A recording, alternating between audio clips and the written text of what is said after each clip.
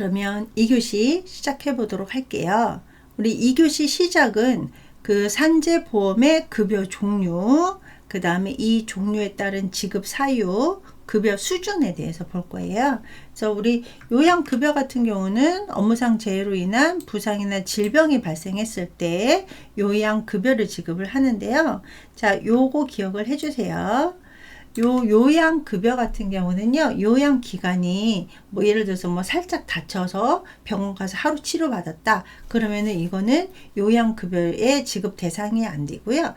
요양기간이 최소 4일 이상일 때 적용이 된다라는 것들 기억을 하시고, 휴업급여 같은 경우는 이제 재해로 인해서 요양하기 위한 기간, 일을 쉬는 기간인데, 우리 그 정률 보상 방식이라고 했었잖아요. 그러다 보니까 이 일일당 평균 급여에, 그래서 직업마다 사람마다 평균 급여가 다르죠. 그래서 평균 급여의 70%를 그 급여해 주는 게 휴업 급여고요.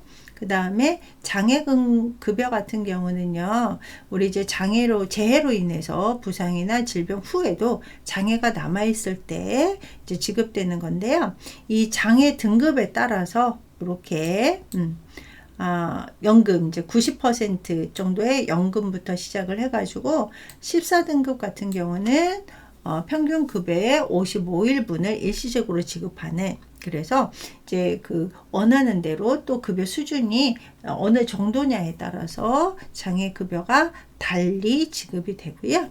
자, 유족급여는 이제 수급자의 자격 수에 따라서, 그래서 아까 이제 유족 같은 경우 가족이라고 말씀드렸잖아요. 그래서 배우자가 한 사람이냐, 아니면은 이제 그 뭐 자녀까지 있느냐, 뭐 아니면은 이제 뭐 부모님까지 계시냐에 따라 가지고 유족 급여가 이제 차등으로 지급이 됩니다. 자, 그 다음에 상병보상연금이라고 해가지고 재해가 이제 2년이 경과됐다. 그러면은 그 경과됐으면 이제 어느 정도 기본적인 것들이라면 이제 사회 복귀가 가능한데, 그렇지 못하는 이런 이제 치유되지 않은 폐질 상태이다라고 하면 그거 장애 등급에 따라서 이제 그 연금이 지급이 되는 것을 이제 상병보상연금이라고 하고요. 장의비 같은 경우는 앞에도 살짝 말씀드린 것처럼 평균 임금의 121분에 해당하는 장의비가 그래서 장제비로 들어가게 되는 거고요. 간병비도 지급된다라고 앞에서 말씀드렸죠. 그래서 이 간병비는 상시 간병비냐 수시 간병비냐에 따라서 금액이 달라져요. 그 다음에 이제 여기 보시면 직업재활급여라고 해갖고 좀 계속 쉬게 하는 게 아니라, 물론 이제 필요하면 이제 그 각종 그 급여에 따라서 보상을 받으시기는 하지만, 이제 재취업, 그래서 사회 복귀하기 위한 이런 것들을 촉진시키기 위해서 어떤 것들을 지급을 해주냐면요, 직업 훈련 비용, 그 다음에 직업 훈련 수당, 우리 이제 뭐 새로운 것들을 조금 공부를 해야 되는 거라든지, 아니면 뭐 이제 뭐 이렇게 신체적으로 해야 되는 것들을 조금 신체적보다는 다른 쪽으로 이렇게 공부하기 위한 비용이라든지, 그 다음에 직장 복귀 지원금이라고 해가지고 조기에 이제 그 사회 복귀를 하게 되면 직장 복귀 지원금 뭐 이런 식으로 지급되는 것들이 이제 그 직업 재활 급여에 해당이 되고요. 자, 그 다음에 산재보험 같은 경우는 모든 병원에서 산재 환자를 받을 수가 없다. 그래서 산재 환자분들은 이제 산재보험 의료기관이 있어요. 그래서 이거는 이제 대통령령으로 이렇게 정해가지고 이제 그 여기 밑에 보시면 산재보험 의료기관으로 지정받기 위한 공통 기준이 있거든요. 그래서 이거에 해당해서 이제 그 심사를 받아가지고 80% 이상의 그 점수를 받은 의료기관은 산재보험 의료기관에 해당이 된다. 자, 산재보험 의료기관으로 지정하기 위해서는 요 밑에 산재보험법의 제47조에 의거를 해서 요 평가 방법에 준하면 이제 지정을 받게 되는 거죠. 그래서 인력이라든지 시설이라든지 장비, 그 다음에 서비스의 내용이라든지 요양한 근로자의 만족도. 그래서 어디 병원에 갔더니 뭐 이것도 안 내준다, 저것도 안 해준다, 뭐 치료에 별로 도움이 없다, 이러면 안 되는 거잖아요. 그래서 이제 만족도라든지 진료 실적이라든지 이런 거에 따라서 의료기관이 지정이 되는데요. 여기 보시면 이제 그 근로복지공단에서 직영으로 하는 산재병원이 있고요. 지정받아서 하는 산재병원이 있습니다. 그래서 이제 여기 그 직영병원에서 보시면 이제 지역별로 있게 되는 거잖아요. 근데 여기 보시면 좀 강원도 쪽에, 그 다음에 이제 도시권에 이렇게 좀 이렇게 좀 집중이 되어 있고요. 그 다음에 지역 밑에 지역별로 해가지고 그 근로복지공단에서 직영으로 산재병원을 운영을 하고 있습니다. 자, 그 다음에 산재의료기관에서 재활인정의료기관이라고 해가지고요. 그 산재 근로자가 좀 체계적인 집중 재활치료 서비스를 이제 받게 함으로써, 그러니까 시설을 갖추고 받게 함으로써 좀 재활을 더 그리고 장애를 최소화하기 위해서 만들어 놓은 인증 제도를 그 산재보험 재활인증의료기관이라고 되어 있어요. 그래서 요 재활인증의료기관 같은 경우는요, 병원급 이상이어야 되고요. 병원급 이상에서 이렇게 신청을 하게 돼요. 그래서 좀 재활인증의료기관으로 하고 싶다라고 해서 신청을 하게 되면 거기에서 이제 점수를 받아가지고 총 평가를 받아서 85점 이상 득점을 하게 되면 산재보험 재활의료기관으로 인정을 받을 수 있어요.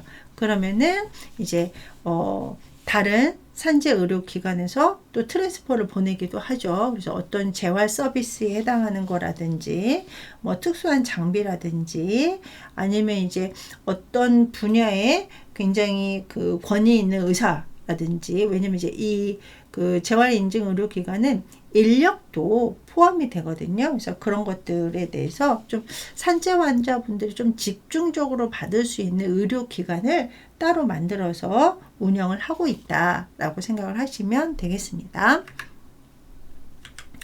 자, 그 다음에 산재보험의 요양 업무라고 해가지고요. 최초로 요양 신청을 하게 되면 이제 어떻게 전차가 이루어지느냐. 그래서 우리 보시면 요양기간에 일단은 4일 이상 요양이 필요한 경우에 신청을 할 수가 있죠.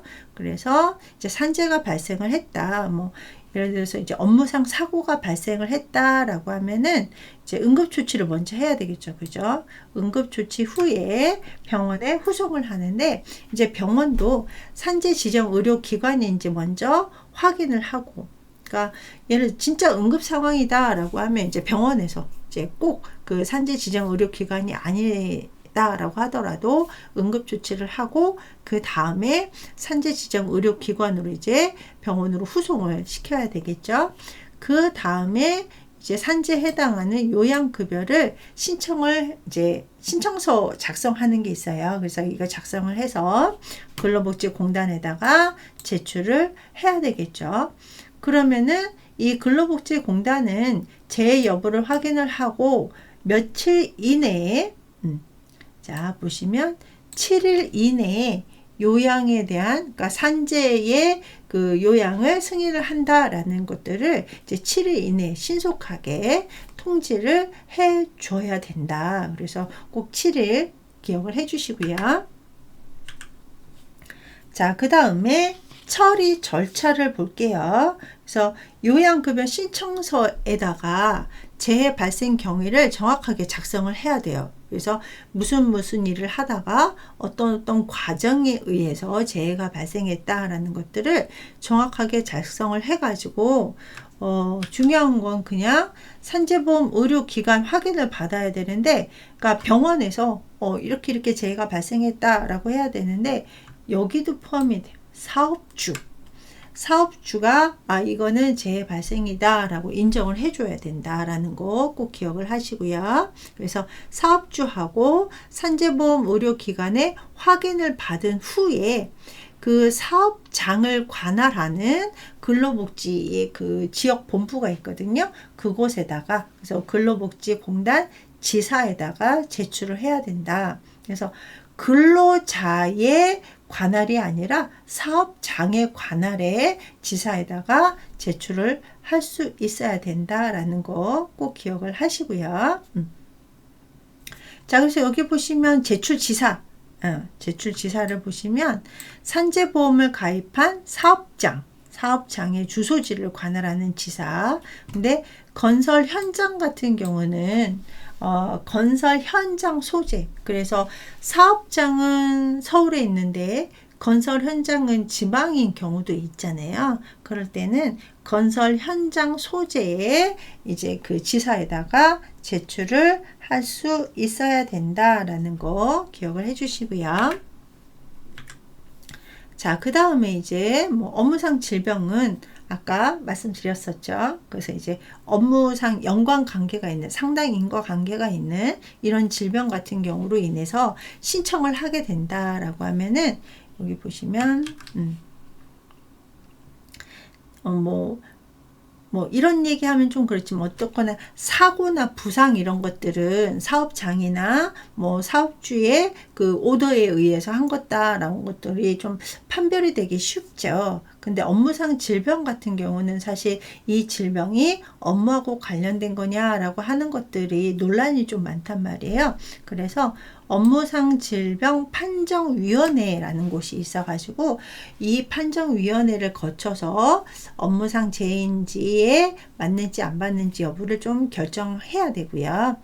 그 다음에 이 산재 신청 환자의 급여 처리 같은 경우는 이제 7일 이내 통보가 이제 되기는 하는데 그 산재를 신청 환자 같은 경우는 약간 좀 기간이 더 이제 오래 걸리는 경우가 발생을 해요. 그러다 보니까 그래도 산재라고 인정을 해야만 치료를 받을 수는 없잖아요. 일단은 이제 치료를 받아야 되니까. 그래서 그 이전까지는 건강보험이나 의료급여로 이제 그 혜택을 받으면서 치료를 받으시고 그 후에 이제 그 산재로 인정이 되면 그 부분에 해당하는 차액을 요양비 신청을 통해서 지급을 받을 수가 있습니다.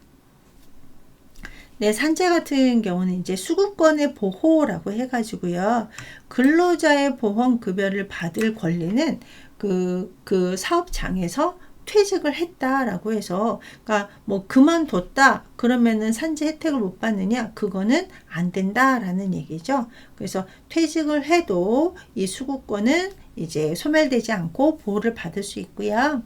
그 다음에 이제 소멸시효 같은 경우는 건강보험하고 동일하죠. 그래서 보험급여를 받을 권리가 이제 의료급여 같은 경우도 마찬가지고요. 3년간 행사하지 않는다라고 하면 그 급여는 소멸이 된다. 그래서 이 산재 같은 경우는 이제 수급권의 보호와 소멸시효가 존재한다라는 거 기억을 해 주시기 바랍니다. 자, 요양을 받다가 이제 기간을 연장해야 되는 경우가 발생을 하잖아요. 그래서 최초에 이제 그 산재 지정 의료기관에서 이 환자는 어느 정도 기간의 치료가 필요하다라고 해가지고 이제 그 요양 신청을 했는데 생각보다 치료가 더 길어지는 경우가 있잖아요. 그러면은 이제 연장 신청을 해야 되는데 가장 먼저 진료 계획서를 제출을 해야 된다. 그래서 공단 지사에 이제 의료기관 이제 주치에서 이제 뭐 상병 경과가 이랬다. 그래서 이제 요렇게 치료를 하고 있다. 그 다음에 치료 예정 기간이 좀 길어졌다. 그래서 어느 정도의 치료 예정 기간을 잡고 있다. 그 예정 기간 동안 어떤 치료 방법을 시행을 하겠다라는 진료 계획서를 이제 그 지사에다가 제출을 해줘야 되는데 그 종료되기 7일 전까지 제출을 할 수 있어야 된다라는 얘기고요.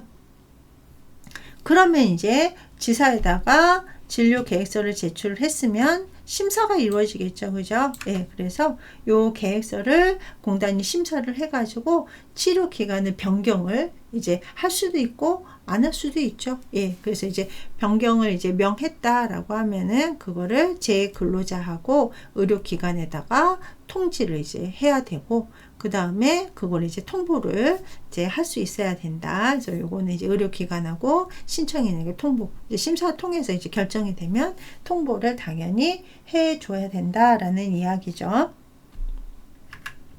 그래서 이거는 연장 신청할 때입니다. 그래서 최초 신청하고 최초 신청에서 지나서 연장 신청할 때는 꼭 뭐를 제출을 해야 된다? 진료 계획서를 의사한테 받아서 공단 지사에 제출을 해야서 심사를 통해서 연장 신청이 이루어지게 되는 거고요. 자, 그 다음에 전원 요양 신청이라고 해가지고요. 이제 전원 요양 같은 경우는 이제 트랜스퍼 가야 되는 이런 경우죠. 그래서 이제 근로자가 지금 현재 있는 의료기관보다 더 전문적인 치료를 요하거나 더 재활 치료가 필요한, 그러니까 재활 기구가 있는 재활 전문 의사가 있는 곳으로 가야 되는 경우는 전원 요양을 이제 신청을 할 수가 있죠. 그 다음에 또 하나, 생활 근거지에서 요양하려는 경우, 그래서 아까 건설 현장 같은 경우는 이제 내가 집이 서울인데 뭐 지방에 내려가서 건설업에 있다가 이제 산재가 발생을 하면 이제 그 근처에 산재 지정 의료기관에서 치료를 받다가 어느 정도, 그죠? 생활 근거지에 와서 생활 근거지에 있는 산재 의료기관에서 치료를 받을 수 있을 정도가 되면 또 전원을 해서 치료를 받게 되는 거고요. 자, 그 다음에 이제 그 상급 종합병원에서 좀 전문적인 치료를 받았다. 근데 지금 이제 일반적인 다른 그 산재보험 의료기관으로 가서 치료를 받아도 된다라고 하면 또 전원을 하게 되는 거예요. 그래서 이 전원 요양 신청 같은 경우도요, 그냥 우리 일반 환자분들 같은 경우는 그냥 뭐 어디로 갈래, 뭐 전문적인 치료 받고 싶다, 아니면은 우리 뭐 부모님이 어디에 있다 무조건 가고 싶다라고 해서 되는 게 아니라 전원 요양 신청을 해서 그게 인정이 되면 가야 된다라는 거고요. 자, 그 다음에 전원 요양 같은 경우는 지금 말씀드렸다시피 신청서를 먼저 제출을 해야 된다. 신청서를 제출을 하는데 그냥 나는 그냥 가고 싶다라는 게 아니라 구체적인 사유가 확인이 돼야 된다. 그래서 뭐 생활 근거지가 가깝다. 아니면은 뭐 전문적인 치료가 필요하다. 이런 이제 구체적인 사유가 확인이 돼야지 그거를 이제 트랜스퍼 전원 요양을 승인을 한다라는 얘기죠. 이 전원 승인 같은 경우도요, 이제 결정이 되면 신청인 의료기관 사업주에게 통지가 가요. 그래서 사업주 같은 경우도 이제 어쨌거나 보험료를 전액 부담을 하고 있는 입장이잖아요. 그래서 이제 그리고 또 내 그 직원이고 이러다 보니까 내 직원 중에 누군가가 지금 어디 병원에서 치료를 받고 있구나 정도는 알아야 되기 때문에 사업주에게도 통지를 하게 됩니다. 자, 그 다음에 병행 진료라고 해가지고 2개 이상의 2과 이상 아니면 이제 2 의료기관 이상에서 요양을 하고자 할 때는 병행 진료라는 사유를 이제 신청을 할 수 있어야 돼요. 그래서 이제 뭐 예를 들어서 뭐 이 병원에서 치료를 받고 있는데 저쪽 가가지고 통원 치료를 해가지고 조금 더 이제 뭐 후유증이라든지 이런 것들이 적게 남을 것 같다라고 하면 병행 진료 신청을 하게 되는 거죠. 자, 그 다음에 재요양 신청이라고 해가지고 이제 치료가 끝났는데 상병이 재발할 경우에는 다시 이제 그 요양 신청을 하게 되는 것을 재요양 신청이라고 해요. 그래서 이것도 요양급여 신청서를 제출을 해야 돼요. 그래서 이 재요양 같은 경우도 똑같이 이제 그 관할 복지공단 지사에다가 제출을 해야 되는데요. 종결이 됐는데 재발했다, 아니면 악화가 돼서 다시 한번 요양이 필요하다 한 경우에는 이제 재요양 신청을 하게 되는 거죠. 자, 그 다음에 추가 상병 신청은 재요양 신청하고 조금 다른 게, 그 추가 상병은 요양 중인 근로자 이미 발생한 질병이 원인이 돼가지고 새로운 질병이 발생했을 때, 추가로 질병이 발생했을 때 신청하는 것을 추가 상병 신청이라고 합니다. 그래서 우리가 조금 용어를 정확하게만 이해를 하면 내용은 자동으로 따라오게 되는 건데요. 어쨌거나 이제 우리가 산재보험의 요양 업무에는 전원 요양이라는 것도 있고, 그다음에 뭐 병행 진료라는 것도 있고, 재요양이라는 것도 있고, 추가 상병 신청이라는 것들도 있다라는 거. 그래서 그 명칭에 대한 것들을 조금 잘 기억을 해 주시면 될 것 같고요. 그 다음에 또 하나 뭐가 있냐면요.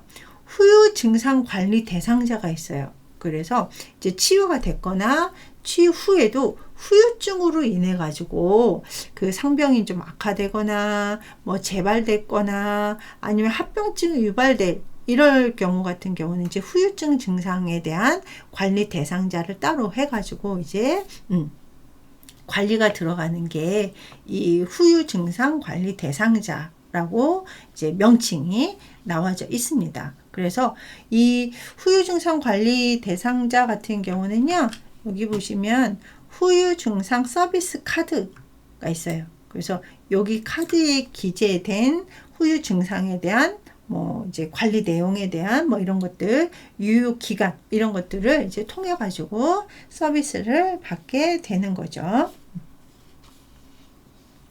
그래서 우리 뭐 그런 것도 있잖아요. 뭐 PTSD 같은 경우도 이제 그 계속 관리를 받아야 되는, 그래서 관리를 받지 않으면 일상생활에 문제가 발생하는 경우도 굉장히 많잖아요. 그래서 이제 그 기본적으로 이제 통원 치료를 통해 가지고 후유 증상을 관리하는 이런 제도도 있다. 그러니까 우리가 이런 것들을 알고 나중에 우리가 산재 환자가 발생이 됐을 때 우리가 또 산재 지정 의료기관에서 일을 하실 수도 있잖아요. 그러니까 이런 거 기본적인 상식은 알고 계셔야 되겠죠.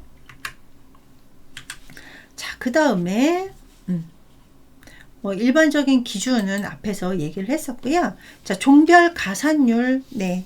종별 가산율은 이제 의료급여냐, 건강보험이냐, 산재보험이냐에 따라서 달라지는데, 산재보험하고 자동차 보험은 종별 가산율이 똑같죠. 그래서 요거는 이제 또 시험에 워낙 잘 나오는 거라서 암기를 해 주시기 바랍니다. 그래서 산재는 3차 상급 종합병원은 45%, 종합병원은 37%, 병원은 21%, 의원은 15%. 그래서 건강보험하고 이제 의원은 이제 종별 가산율이 같죠. 그래서 요거 꼭 기억을 해 주시기 바라고요.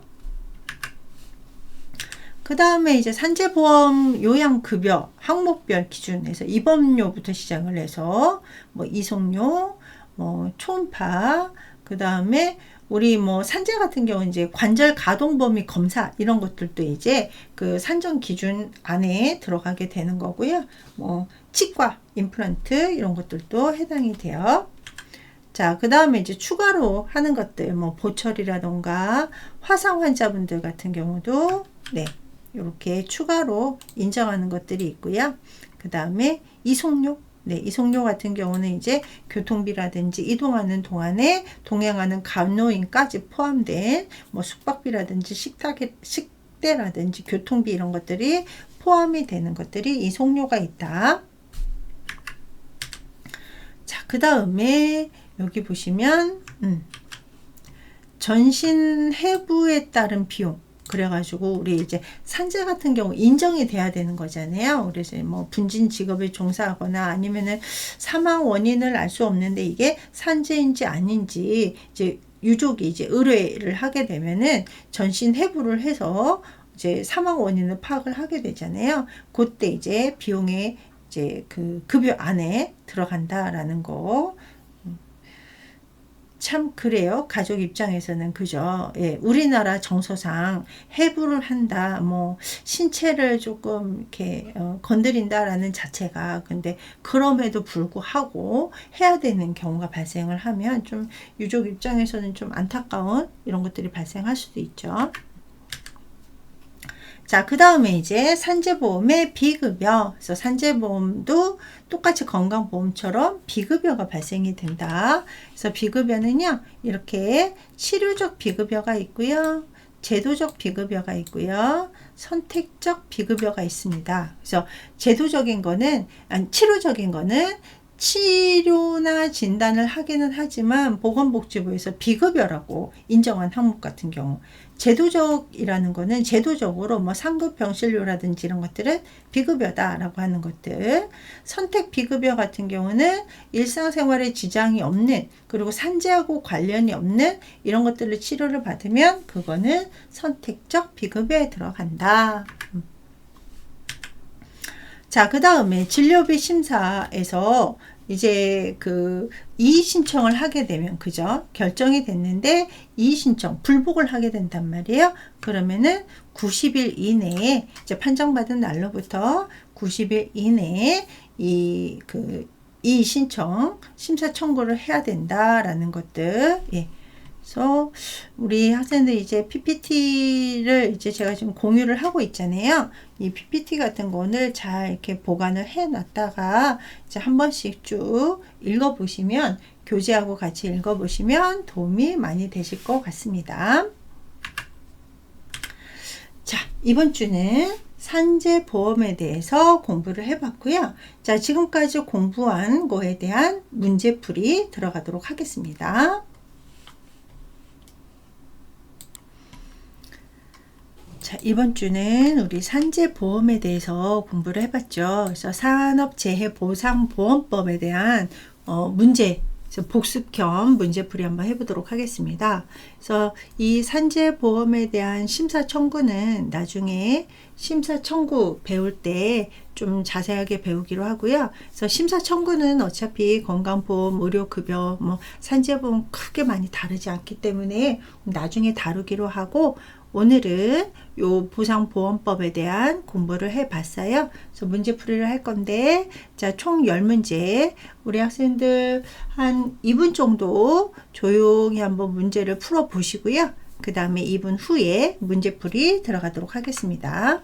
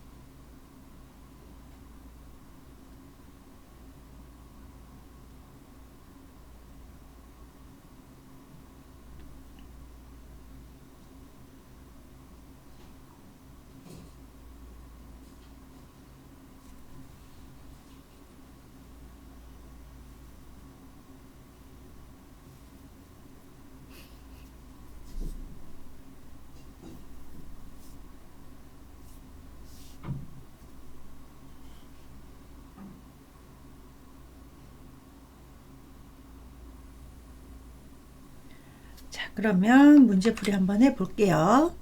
1번 산재보험의 특징 중 관계가 먼 것은 이라고 해서 1번 고용주 보험이다. 맞죠? 그리고 2번 강제사회보험이다 라고 해가지고 우리 4대 보험은 이제 사회보험 중에 4대 보험은 강제성을 띠고 있는 사회보험이고요. 그 다음에 산재보험은 자진신고하고 자진납부의 원칙을 가지고 있다. 맞습니다. 그러면 정답은 4번이 되겠죠. 그래서 이 산재보험 지정기관은 모든 의료기관이 해당이 되지 않죠. 그죠? 심사를 통해서 산재 지정기관으로, 의료기관으로 지정된 곳만 이제 그 산재 환자를 받을 수가 있고요. 자, 그 다음에 2번. 산재보험의 의료수가 고시기관은 어디냐? 자, 정답은 2번. 네. 그래서 산재보험 같은 경우는 이제 고용노동부에서 매년 의료수가가 이제 바뀌잖아요. 그죠? 바뀌면 고용노동부에서 고시를 하게 되어 있고요. 자, 그러면 보건복지부 같은 경우는 건강보험이나 의료급여가 해당이 되겠죠.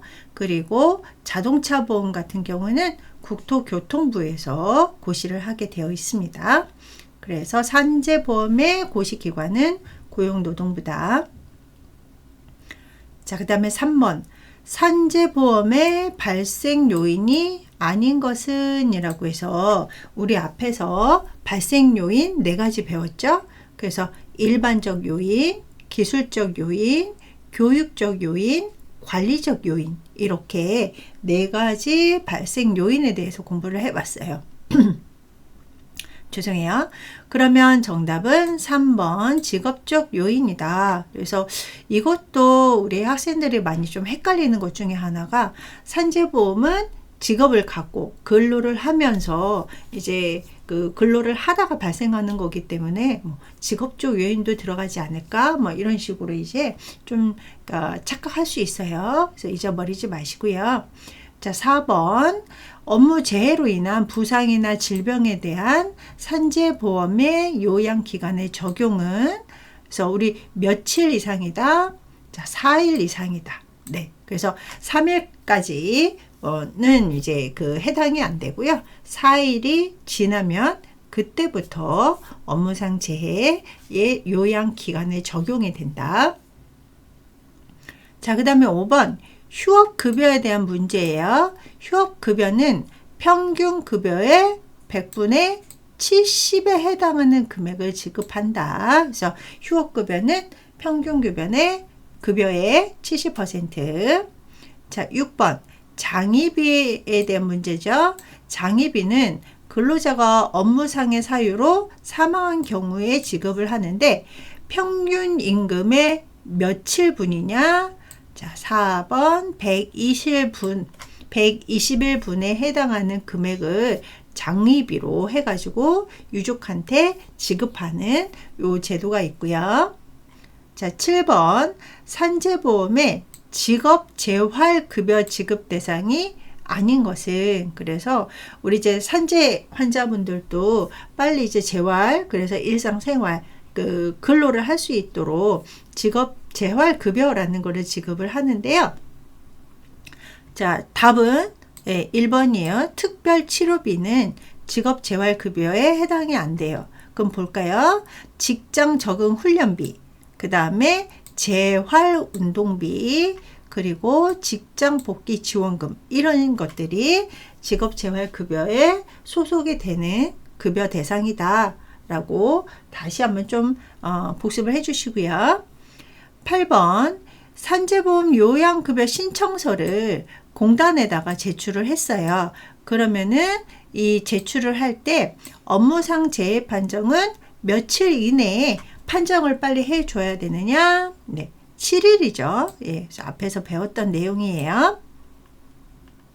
자, 그 다음에 9번 심사청구. 심사청구는 요양급여 결정에 대한 불복이 있다. 그러면 우리 이제 이의신청이라는 걸 하게 되잖아요. 그러면 요 이의신청, 불복은 그 결정이 있음이 안 날로부터 며칠 이내에 근로복지공단의 지역본부에 청구를 해야 되느냐. 그래서 우리 이의 신청은 기본적으로 90일이다. 그래서 90일 이내에 이렇게 그 공단의 지역본부에 청구를 해야 된다라는 거고요.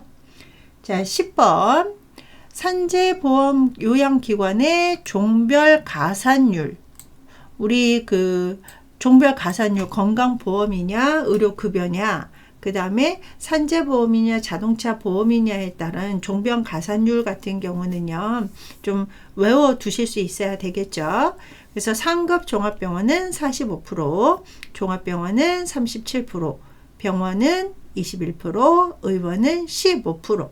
그러니까 정답은 2번 종합병원은 이제 37%인데 여기 이제 35%라고 되어 있으니까 틀렸습니다. 자, 이렇게 해서 우리 이번 주에 배운 산재보험에 대한 문제풀이까지 다 끝났어요. 자, 우리 학생들 이번 주도 수고 많이 하셨고요. 우리 공부는 사실 질도 굉장히 어떻게 공부하느냐도 굉장히 중요하지만 공부는 양도 중요하죠. 그래서 우리 학생들 좀 피곤하고 힘들더라도 꼭 공부 시간을 설정을 해 놓고 그 시간만큼은 조금 공부에 투자를 해 주시기 부탁드리겠습니다. 자, 이번 주도 수고하셨습니다. 다음 주에 봬요.